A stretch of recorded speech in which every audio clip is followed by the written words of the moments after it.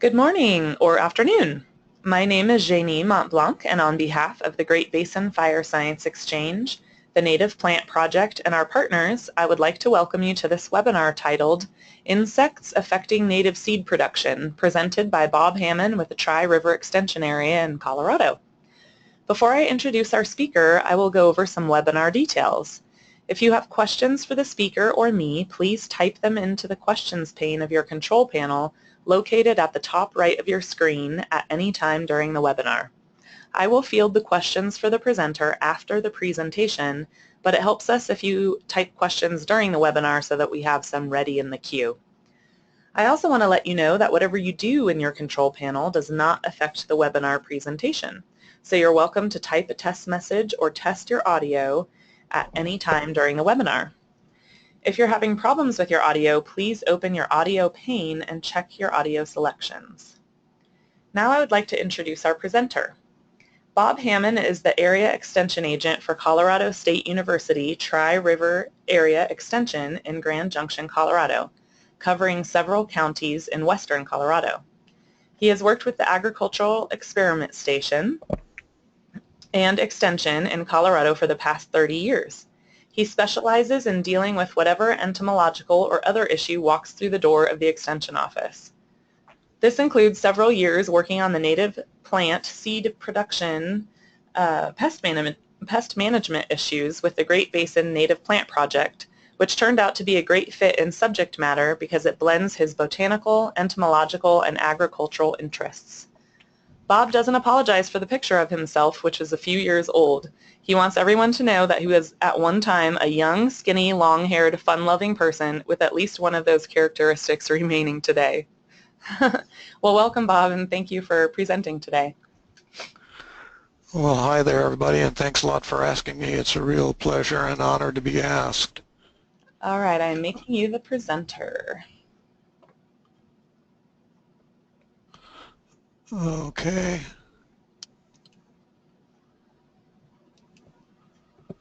And I pushed too many buttons here. I see it. Hi there.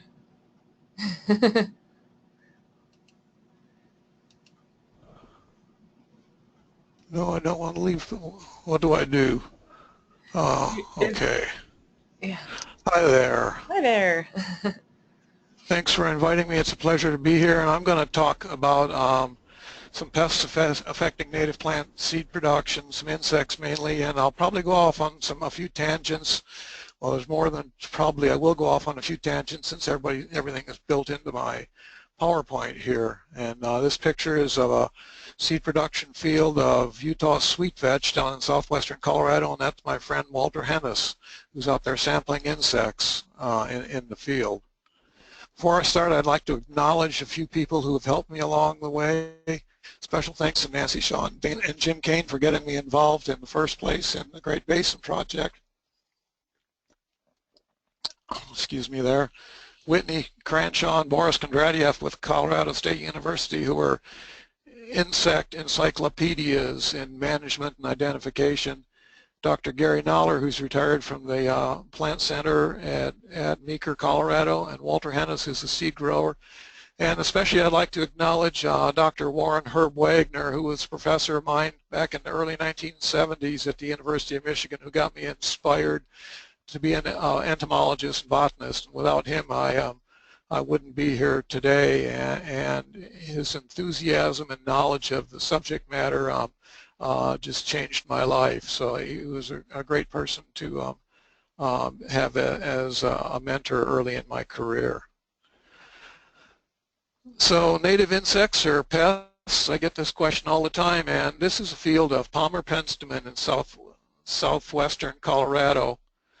And if you were an insect who spent your evolutionary life looking for scattered plants of penstemon to feed on and be a specialist on, I think you'd come flying around the corner and see this field and think immediately, this is the place. I found the spot.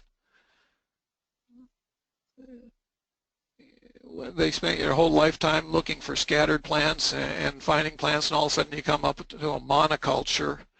And it becomes interesting on the human part when all of a sudden this plant, which I don't want to say is worthless, but is valueless in dollar amounts in a native setting, all of a sudden has pretty significant economic considerations. It's worth some money. And all of a sudden the native insects, well, what would be a natural control in a big picture setting becomes a pest on a crop. How real is the threat?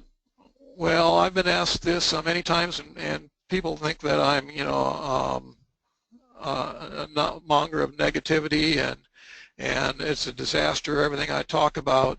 But it's not necessarily that, and because I battled over putting many or most species of plants, but say many species of plants can be grown in many places for seed without concern. I'd say the vast majority of the time you can plant a plant out there in a monoculture, a native plant, and you're not going to have any insect problems. But there's a few plants that are going to have problems almost anywhere that I've seen them planted at least, and Hedicerum is one, Astragalus is another, Dahlia is another. Every place we've planted them, we've had a problem. It's not the same problem everywhere, but we've had a problem.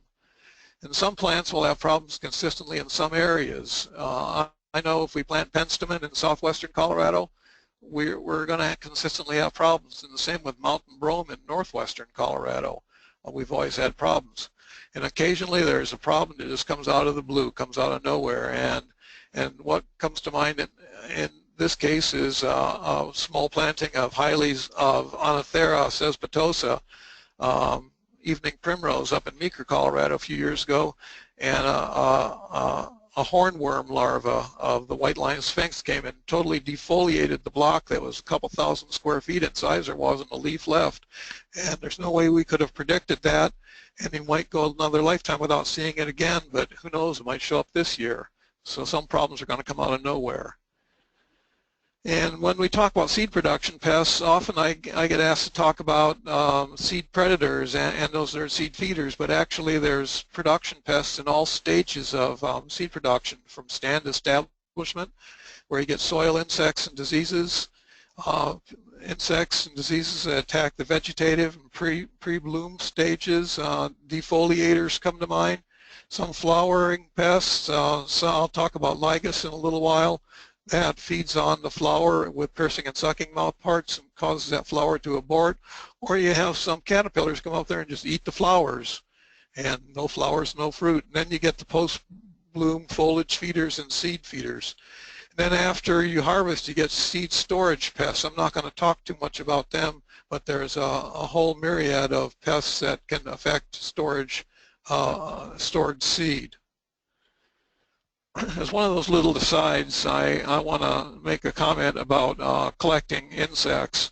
And without collecting most of these insects that I'm going to talk about, I wouldn't even be able to put a name on them.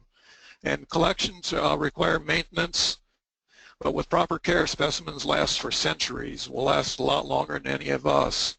And the specimens are great, but labels are critical. A specimen without a label is relatively worthless. But with a label, we get a location, a date, the collector, the host plant, and all sorts of other info. So you get a specimen with the information on where it was collected, and you have a valuable piece of information. And funding for collections is drying up. I mean, most collections are in the public realm, and there's just not money for collections anymore. And I think people really underappreciate, people or politicians really underappreciate the value of these collections. But collecting is fun, cheap, and easy. I've been an insect collector almost all my life, and I'm going to retire soon, but I plan to continue collecting because it's so fun, and it gets me out to a lot of great places. But collecting insects are the best documentation for insect problems you have in any sort of plant materials or any sort of plant growing scenario. When it comes to reference books on insects on native plants or native plants grown for seed, this Insects of Western North America by E.O. Essig is just the Bible. And I put a picture of the title page on here, and you see it was copyright 90 years ago. This book is 90 years old, and it's just an incredible piece of natural history writing, because it was done before computers, before efficient communications methods, and it's about 500 or 600 pages of information that can't be found elsewhere, and it's the first book I refer to when I get some obscure insect on a native plant. I highly recommend it. You can get cheap copies. There's no new copies out there, obviously. We went through a bunch of printings, but there's a lot of very inexpensive copies available out there on the web. The first bug I'm going to talk about are cutworms, and they're active right now in the early season, and there's a lot of species of cutworms. They tend to be generalist feeders, and there's some of them are climbing cutworms, feed above ground, like the one on the left is feeding on an asparagus spear, and others are subterranean feeders that rarely come above the ground, and they feed below ground level and cut plants off. They feed at night, and they can kill seedlings. I heard a few weeks ago about this new species of cutworm that's in outbreak status in this grass seed production areas in Oregon. They've had a lot of problems with the winter cutworm. It's an exotic, just got introduced in the last couple decades to western states, and it's one that you got to be familiar with. And I have seen those adult moths in my collecting. It's a good-sized moth, couple of inch wingspan, known as an underwing moth with that orange hindwing. I've seen the moth here in western Colorado, and I expect it's widespread across the western states. And someday you might see an outbreak of it in the springtime. I'm going to present a few pictures of what I call an oh my story. And this picture is right on the Colorado-Utah line, just west of Glade Park. I think it's called Sand Basin, but this was taken in January of 2003, and it doesn't look like a place that is a major insect outbreak. But the area across the middle of those sandy flats out there, there should be vegetation out in there, even if it's just cheatgrass. And to get an appreciation for how many cutworms there were that winter, this is the road across there. And the population of cutworms is no different on the road than it is on the rangeland off the side of the road, except for those black splotches on the road where we've run over cutworms with a passing vehicle, and the other cutworms are attracted to it, are cannibalistic on there, and they make a great target for drivers. Luckily, there aren't a lot of drivers in there, but there's unbelievable number of cutworms across millions of acres of the western United States, and the conditions that led up to this started years before, but in the fall of 2002 there was a large flight of migrating moths, and this is a moth that goes to the mountains in the summertime and goes into diapause, inactive stage in the mountains, and then migrates back to lower altitudes in the springtime. In the fall, and lays eggs, and the cutworms are active all winter, and this was a very mild winter, the winter of 2002-2003, and these cutworms just moved across lots and lots of land, and it's nothing new about this. There's historical documentation of these occurring sporadically when conditions are right. And this is just on a steep hillside out there in the infested area that shows how thick the cutworms can get on some of this ground. And this is down by Dove Creek, and this was a green wheat field. Wheat's just a seed crop. I consider, a seed crop. And this was early planted, and in October and November, the fall before, this was solid green across here, and those cutworms had fed to the point where the ground was almost bare by the middle of January. And this is at 7,000 feet, and we ended up putting an insecticide trial out in January at 7,000 feet, and you could just roll the cutworms out of the ground. But if you're growing a seed crop of most native plants that have green tissue in the wintertime, and you were in this area, you probably had some damage from cutworms. About the only thing they didn't eat forb-wise was that red stem fillery, one of the things we wish they would have eaten So, and this is a picture in Uniweed Canyon taken in May, almost 13 years ago, and this should have been good grazing, lush grazing ground, and the cutworms just ate all that grass out of there. Where the bare ground is, it should have been 3 or 4 or 5 inches of grass growth in there, and there was 20 and 30 cutworms per square foot in there. So cutworms are an early season pest. I'm going to bounce around to several different types of pests now, and this one has almost, it's a shorter story, but I think just as amazing of life history. In that same year, 2003, I had this sample brought in to me from a seed production field of lupin in Hotchkiss, Colorado, and I also collected this insect in the wildlands of Gunnison County in that year. And you see, I assume you can see my cursor here for a pointer. There's a pupa in there. This is the sample as I got it, and there's little holes in the pods, and here's a pupa that was in a pod, or it had the larva had pupated after it exited the pod, and I got this moth out of here. Now we just happen to have one of the world's authorities on moth and Lepidoptera identification, Dr. Paul Oppler at Colorado State University, and I sent it in, and he put a name on this as Etiella zincanella or something like that. But anyhow, it's a tropical pest of many legumes, and it is all of a sudden feeding on seeds of lupin in Gunnison and Hotchkiss, Colorado. And the professor I was working for at the time, Frank Piers, who's an extension entomologist at Colorado State, had actually worked on this and taken this picture in Honduras. It's a pest of beans grown in Honduras, and for a year it was a pest of native plant lupin production in Hotchkiss, Colorado. You know, you just can't tell where they're coming from, but they migrate northward in some years, and there's a lot of examples of insects that migrate these large distances in some years. Here's one that is on four-winged saltbush, and I actually took this in my yard here near Palisade, Colorado, and it's a wax scale, and the only description I ever found of this was in Essig, that insects of western North America, but it is killing plants at my house in some years. And it's much, much, much more common on male plants than females.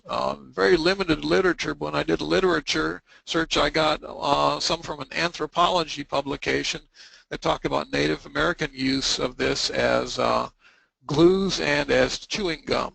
Now, I've offered it to a lot of people to give me a taste test for as chewing gum, but I haven't had any takers yet. If anybody's interested, send me an email. I'll get some to you. I just need a report on how it is. So, another four-winged saltbush insect is this Atroplex ensign coccid, and it looks like a mealy bug. It's up on the foliage and the stem, and it's killing plants near Colorado National Monument, right outside of Grand Junction here. Now, I haven't ever seen it in a seed production block of four-winged saltbush, but it'll show up somewhere someday, and there's no literature on this other than in Essig that I have seen. A lot of these things have just unknown life histories and show up really sporadically in the literature. But you do a monoculture planting of one of these plant species, and it's going to show up somewhere. Here's one. This is actually in a seed block up at Hotchkiss, Colorado, of Cercocarpus montanus, mountain mahogany, and we get all this really distorted foliage on the growth, and we open it up, and there's this psyllid in there, and I could identify it as a psyllid, and I sent it to Boris Kondratiev, and he found out that there's several psyllid species that feed on this, but we got this identified to species, Cacosphylla maculata, and very little known about it. I don't know how much it's going to affect seed production, given that it's a foliar feeder and it doesn't totally kill the foliage. But if you're a seed grower, you're going to be concerned about losing some of this foliage, and a lot of seed growers I know would want to know how do I kill it, is basically what they ask me usually. And we have to figure out, are they actually doing much damage to seed production, and if they are, what are our alternatives? But once again, you're not going to go to any book out there and find the list of seed production pests on Cercocarpus and have a listing of the Sylhet species. Here's another one that we found on the patches on the leaf miners on Cercocarpus ledifolius, and this is this beautiful little moth. The wingspan is probably less than 1/4 of an inch, and before I found it, it was previously known from a single collection that Dr. Annette Braun, who was a prolific lepidopterist back in the early part of the 20th century, had found outside of Logan, Utah, and this is actually from a nursery that was growing the evergreen mountain mahogany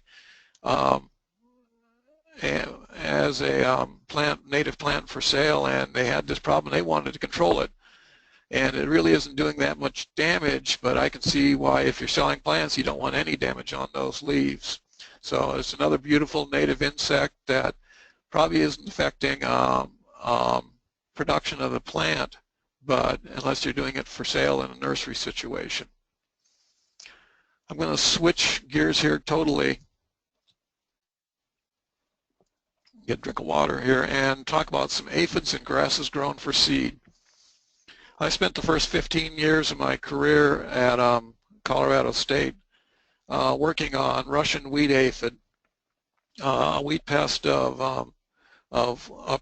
wheat and native grasses, and there's that's Dieraphis noxia, and there's several species of native Dieraphis which were very interesting, that were an offshoot of the study on Russian wheat aphid. You see this spot right in here with really weak growth, and there's a spot here with weak growth, and all through this spots of, this is mountain brome seed production at Meeker, and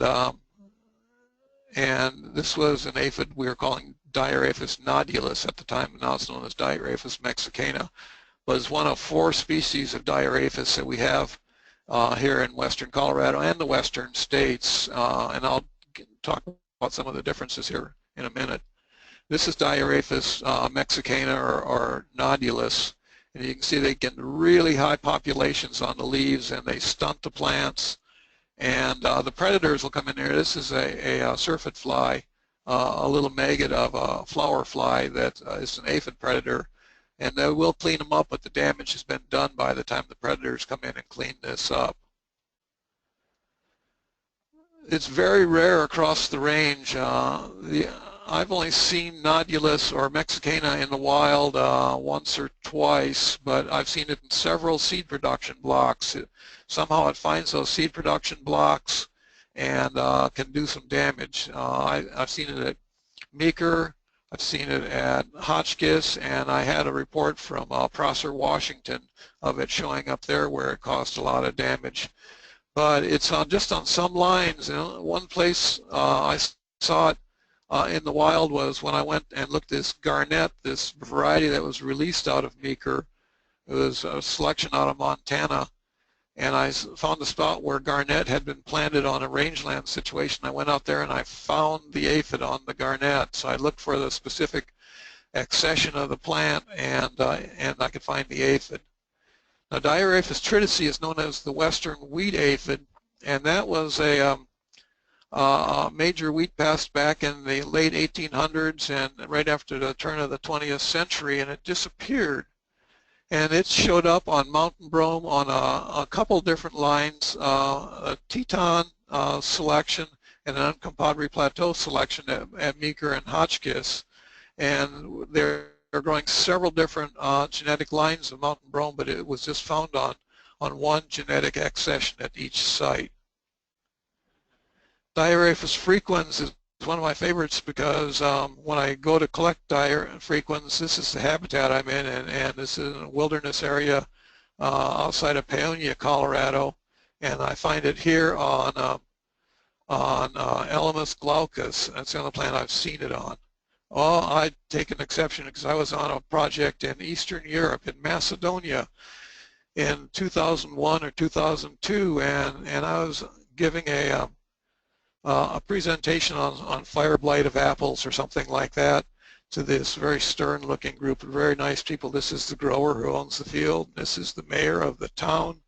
And this is U.S. State Department person there. Listen, let me talk about fire blight. And I happened to look down on the ground, and there it was. There was the aphid I've been working on for years, and I'd never seen it on anything other than mountain Elemus glaucus, blue wild rye, and I saw it on a wheatgrass there, and I couldn't even reach over and pick it up because all these stern-looking people wanted to hear about fire blight. And before I left, I managed to spend about 30 seconds collecting it. And I had a vial in my pocket, and so I have specimens from an unknown wheatgrass in Macedonia.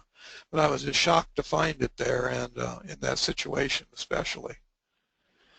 But Diarrhea frequens, when it feeds on Elemus glaucus is always growing with Bromus anomalous, nodding brome. And they all look the same because it prevents heading, and you have to look for these rolled up leaves, and is the symptom I look for, the rolled up leaf, and the aphids will be down inside that leaf.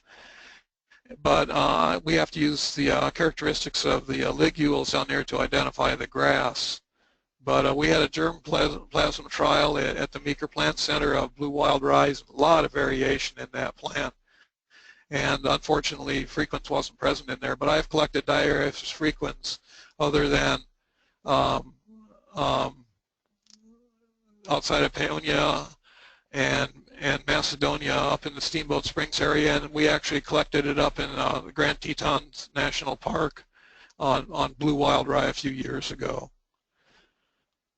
Just as a review of how these things can be very specific in their tastes, Diarrhea noxia I found on mountain bromar cultivar. I've seen it as a pest totally destroy seed production fields of bromar.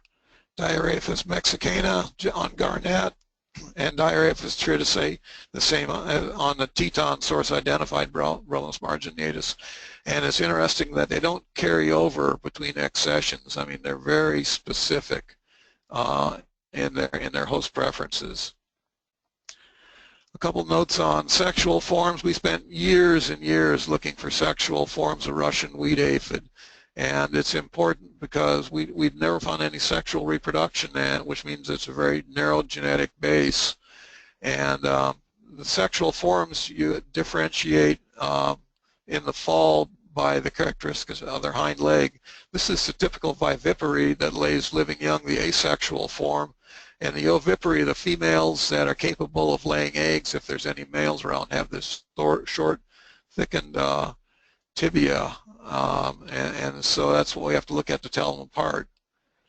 And the male Diarrhea are small with long black antennae, and we had collected those with Diarrhea mexicana and frequens and tritidae, but we'd never seen them in Russian wheat aphid, Diarrhea noxia. They were known from Europe but not North America. And when you have the ovipary and the males in the fall, you get sexual reproduction. They overwinter as eggs, and these eggs are usually laid singly, occasionally in small groups, and they're green when they're first laid, then they turn black.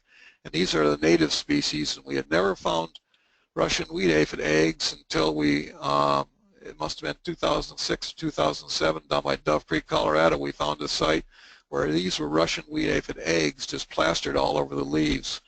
And this is an insect geneticist who's with USDA ARS out of Stillwater, Oklahoma, Dr. Gary Paterka, I've worked with for years. And this is just a feeling of joy after finding sexual reproduction in Russian wheat aphids. And he actually did genetics on the aphid population in his wheat field and found about 30 different biotypes, 30 different genetic types of Russian wheat aphids in this field, where there had only been 2 or 3 known from all the rest of the collections before we saw this sexual reproduction. And it's interesting that most of the reproduction was in these roadside grasses, in intermediate wheatgrass, and could have been pubescent wheatgrass and other wheatgrasses we couldn't identify at the time. But most of the overwintering is here in the roadside as opposed to in the wheat field. But a lot of diversity in the wheat field, which is real important in the breeding program for resistant wheats. So that was a little aside there. I'm going to get back to seed production pests. Lygus is a really important pest of a lot of forbs grown for seed. It's an opportunist. It feeds on developing seed. It's very mobile with a really wide host range. And if you look at the structure of the mouth parts on this Lygus, here's the rostrum, or the has piercing and sucking mouth part, and you see this point. It's like a big mosquito, and it feeds on developing seed and causes it to abort. And so this is in a seed alfalfa field. And here's the symptom you see. I mean, the damage occurred weeks ago, but the symptoms you see at harvest time are nothing on, there's no seed out there, or the seed is very distorted. And there's lots of Lygus in alfalfa fields. I've been collecting in this spring already, lots and lots of them. And so if you're growing native plant seed in an area with a lot of other agriculture and they start cutting the alfalfa, you cut the alfalfa, and these things are very mobile, and they'll go to whatever's available, and they can cause a lot of damage in your seed crops when they move. But you got to pay attention to surrounding crops, especially alfalfa, to predict when they show up in your seed production crop. Now, all plants react a little differently, and this beautiful picture was taken by Clint Chalk up in Ontario, Oregon. And this is the reaction of Penstemon species to Lygus feeding, and we call it Penstemon tar or Penstemon tears. It's like black tears at the feeding site that are coming out of every place that Lygus has plugged its mouth parts into the stem and is weeping. This is a different species of Penstemon over here, and you get the feeding down on the foliage, and you get this black reaction. And not all Penstemon species do this, just some Penstemons, and it just made a mess of the plant, and I'm sure it affected seed production, but it was a real interesting reaction, and it took some observing in the field to figure out that it was a reaction to Lygus feeding.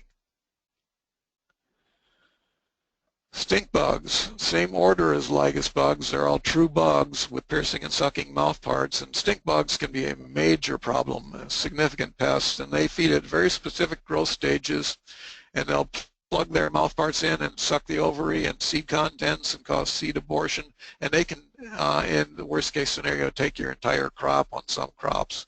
They're very mobile, and they travel, I call them in marauding gangs.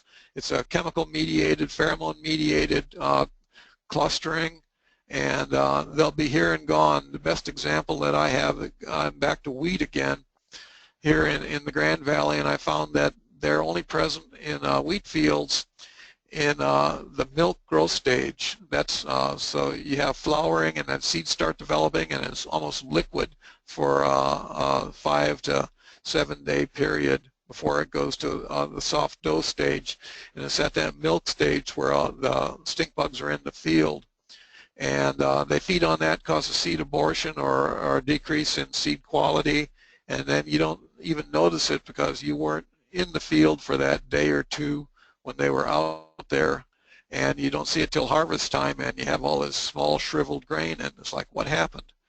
And a lot of grasses, a lot of rosaceous shrubs and other plants are very susceptible. Bitterbrush is one that's very susceptible to stink bug damage. Now, economic thresholds, the only economic threshold I have ever seen was for wheat, and it talked about in terms of using a sweep net, and it says 3 or 4 stink bugs per 100 sweeps.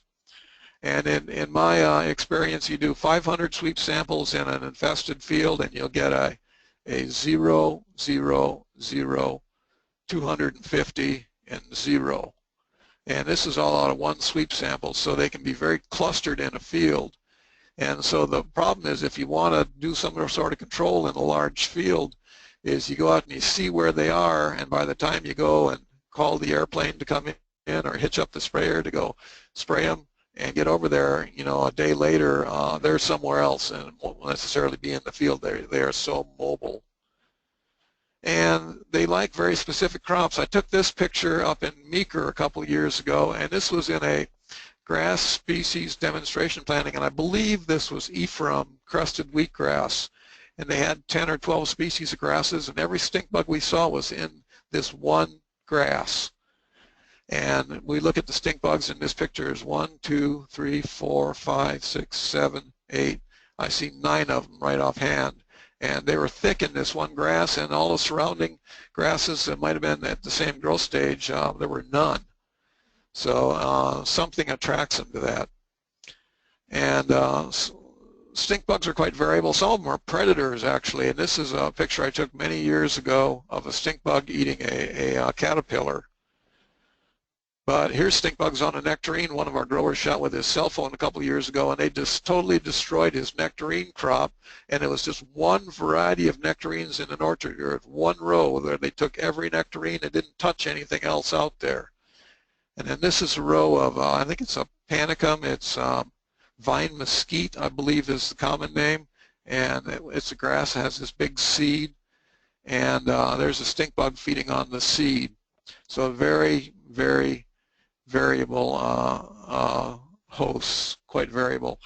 But this is one of those oh my stories that I have, these synchronous migrations, and I've seen this happen twice in the 30 years I've been here in western Colorado, where I'll go for a couple of years without a stink bug call, and then the middle of August the phone starts ringing one day. And I'll never forget the first time this happened. In a 2-hour time period I had 5 phone calls spanning the entire north-south span of western Colorado, from Moffat County in the extreme northwest to Delta and Montrose County here in the west central, and Montezuma County in the southwest, where the calls say, I have a wall of my house or a fence that's totally covered with these green bugs. What do I do? And it's happened 2 different times, and they synchronize within hours of each other across a huge geographic area. And sometimes these synchronous swarms can last a week or 2, and often they congregate at a specific site. This picture was taken of some dead bugs at the USDA Farm Service Agency building here in Grand Junction, where I've seen it happen a couple different times. And I don't like stink bugs, so when I get the calls and people say, what do I do? And I say, well, if you're going to spray, get there soon, because they're going to be gone in a couple hours. So, but it's one of those oh my stories, I call them, that is like, I can't believe this is happening. Now, there's been a lot of press in the last couple of years about brown marmorated stink bug, which is native to China, Korea, Japan, and a lot of Asian countries, and it's an agricultural pest in those areas, and it got introduced in the eastern U.S. in the 1990s, and the population exploded about 2010, and this thing is a nuisance home invader and a notorious hitchhiker in RVs, and has spread to all the western states where the impact really has been minimal. But and from what I've talked to people and read, this is the problem spots in the eastern states are usually associated with woodlots and a few specific woody plants and field edges where there's a lot of vegetation. And as we as residents of the arid west here know, we don't have a lot of woodlots, and I think they need that diverse vegetation. Although one plant that comes up consistently as an indicator of for brown marmorated stink bug is tree of heaven. And they feed right directly through the bark, and that tree of heaven has a real thin bark, and we've actually mapped the tree of heaven here in Mesa County to see if there's any association with brown marmorated stink bug. Well, brown marmorated stink bugs are very similar to one of our native species, and 9 out of 10 that get brought in for identification are actually our native species. We have a black species we call Conquela, but to tell them apart, you got to look at the edge of the thorax here of the notum and look for spines that are present on the edge of our native Euschistus species, and the patterns on the abdomen and the bands on the antennae. So it really takes a trained eye and a microscope to tell these species apart. I don't think we're going to have big consistent problems with brown marmorated stink bug in the western states, but who knows, someday somewhere there could be a big population blow up of this one, and it could do some damage. And I've heard some reports out of California where there's a lot of concern in the last couple of years. To move on to other species of native insects, here's one of our really delightful little blue butterflies. This is a mating pair of the female and male.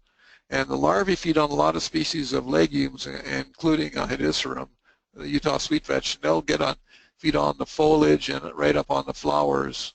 I believe this is the flower of Dahlia or something like that. But the butterflies are highly mobile, and I've actually seen them feeding in alfalfa fields, in alfalfa seed production fields. But I would beware of any legume, small flowered legume, for Melissa's blue, and it can get in quite high numbers sometime, feeding on the foliage and the flowers. Foliar feeders, they have indirect yield impact. But they can get in there and defoliate production blocks. And this is white-lined sphinx, which I'm sure flies all over the western states. And you see it's one of our hummingbird moths. It's a day flyer, so it's very obvious.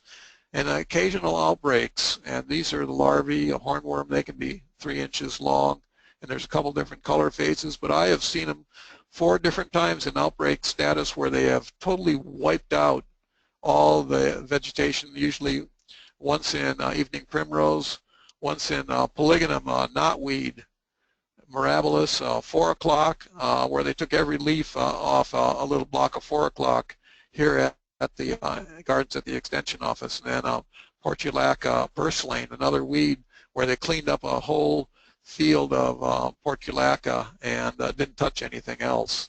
The grower was freaked out because that was in a onion field, and I'm trying to convince them they're doing you a favor, man. Don't kill them. So.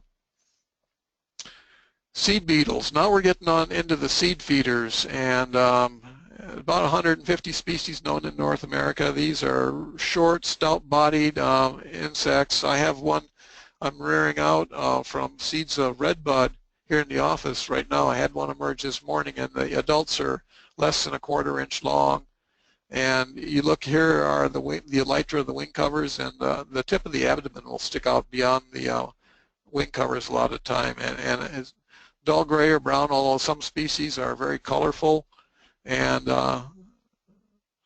Utah sweetvetch is where I learned about seed beetles or seed weevils, because there's one, it's actually, I believe it's still an undescribed species that totally wiped out the production at Meeker in 1989, 75% seed loss in a first-year field.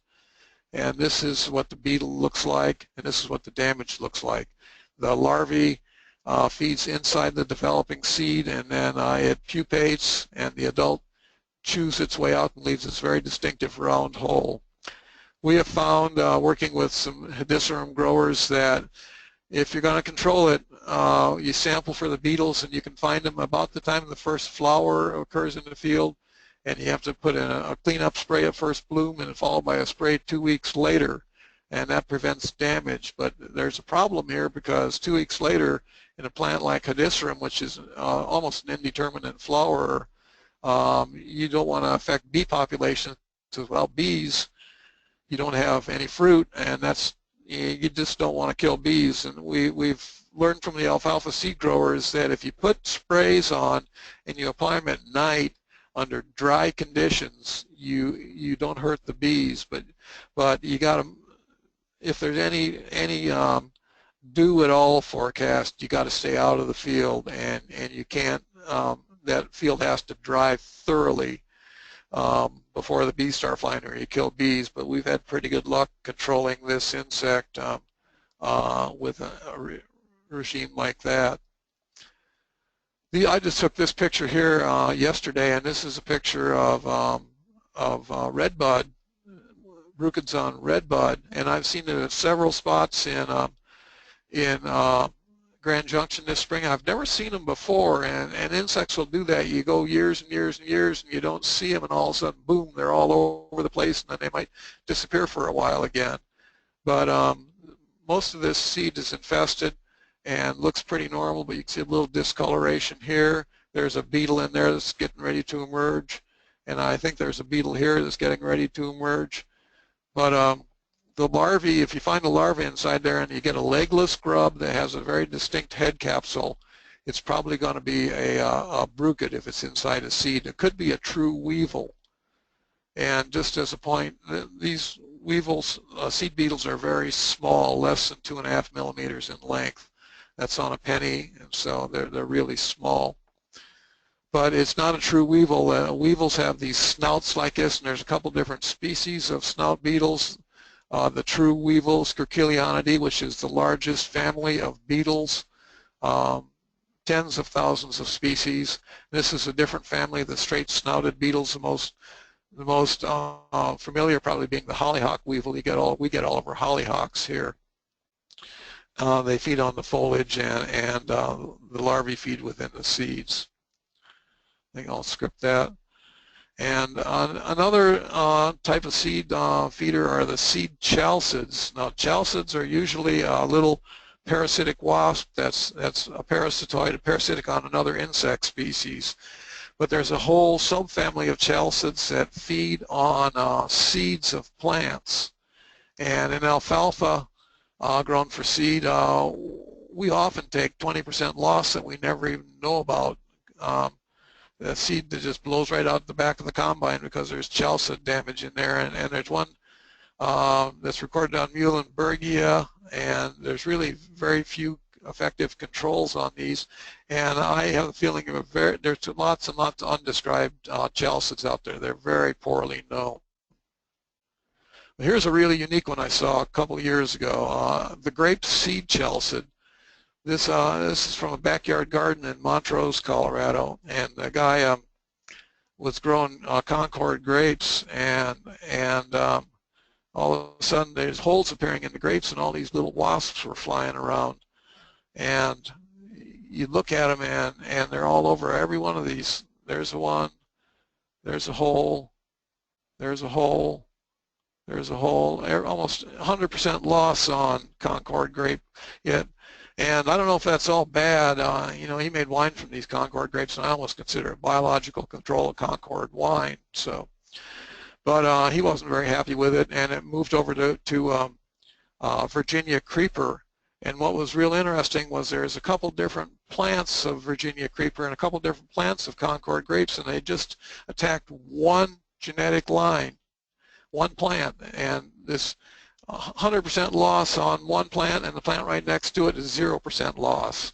And I'm just trying to make a point about there being a lot of diversity within species of plants, and a lot of these insects are really good at distinguishing genetic types of plants. Moving on, head flies. There's these fritted fruit flies. There are a lot of agricultural species. We've heard Oriental fruit fly and Mediterranean fruit fly and cherry maggot and apple maggot. These are all tephritid flies. Well, there's a whole bunch of very poorly known tephritid flies that feed on the heads of a lot of composites for sure, but it's not limited to composites by any means.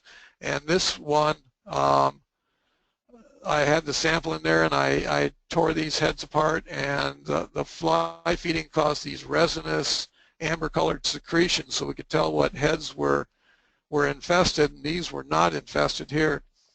But I have to rear the flies to get them identified, and I just had chalcid parasites, these little parasitic wasps emerge, so they're all parasitized. The parasites, you know, cleaned them up, but the damage was already done. But lots and lots of unknowns. Balsam myriza has his own set of flies, and there was a group, I can't remember their name, unfortunately, it worked at BYU who described some species of tephritid flies from Balsam myriza, and there's not much known about the life history or damage, but if you grow composites especially, be prepared for tephritid flies to feed in the heads. And there's an unrelated little orange fly larva that's often collected from the receptacle that people think it's doing some damage, but that's a larva that probably just feeds on the glandular secretions from the hairs on those receptacles as opposed to feeding on the seed. And finally, I think I'm going to talk about Penstemon production. A lot of species grown, very valuable seed for hort and reclamation. You got to remember it's bee pollinated. Without bees, you don't get any seed, and the several pests all localized. I talk about ligas.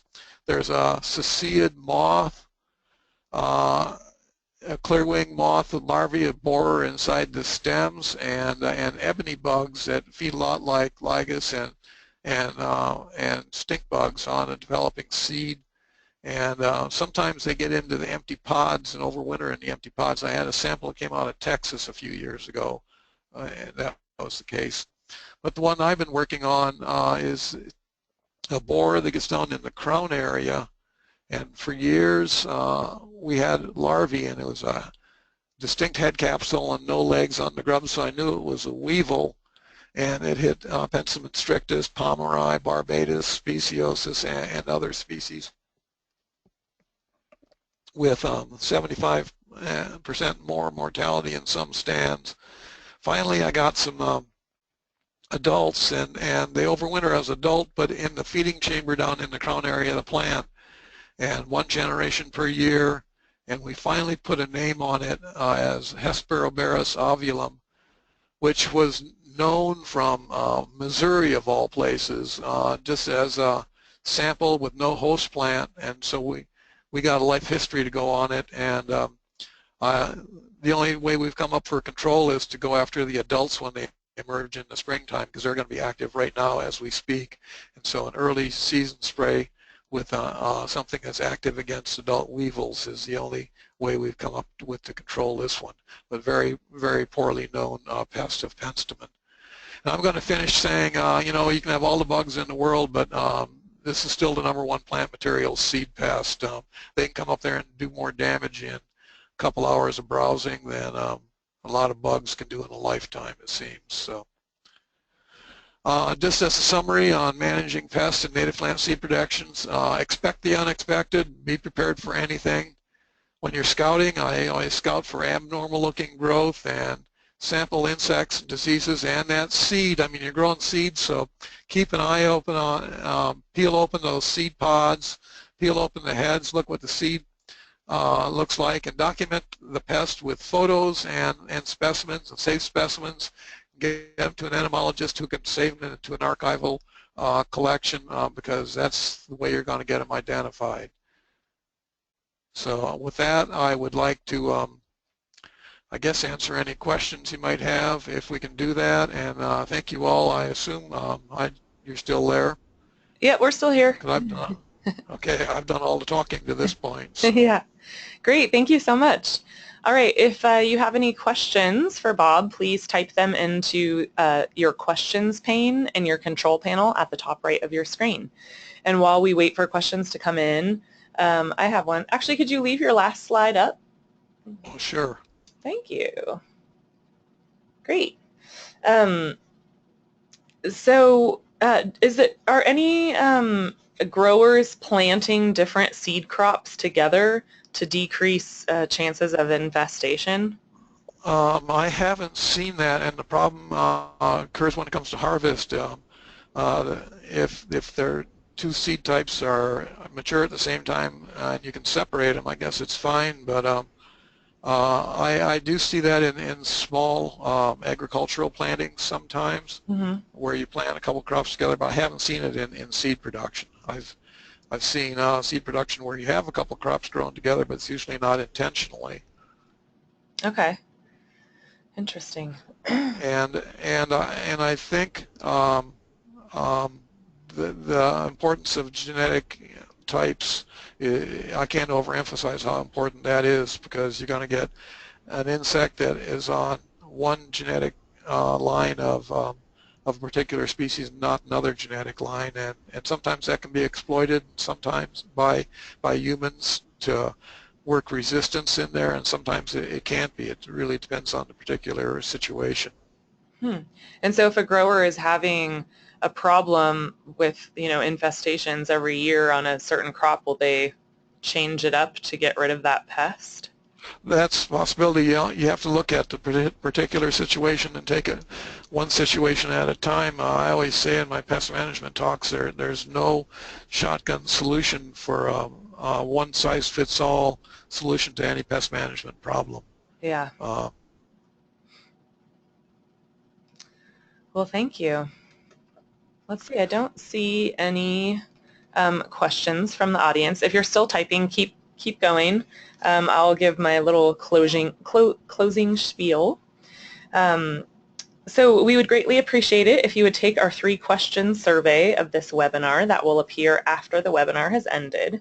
I will post the recording of this webinar on our Great Basin Fire Science YouTube channel this afternoon, and the link will be automatically sent to you through the GoToWebinar system tomorrow. Our next webinar, Wildland Seed Collection, Responding to a Changing Market with Ed Kleiner from Comstock Seed in Gardnerville, Nevada, will take place tomorrow. If you have further questions regarding this webinar or have requests for future webinars, please email or call me anytime. All right, well that looks like it. Thank you very much, and if anybody wants to contact me, please feel free to contact me anytime using the contact information on the screen right now. Wonderful. Well, thank you everyone for your participation, and thank you so much, Bob, for your presentation. You're very welcome. All right, have a good day, everybody.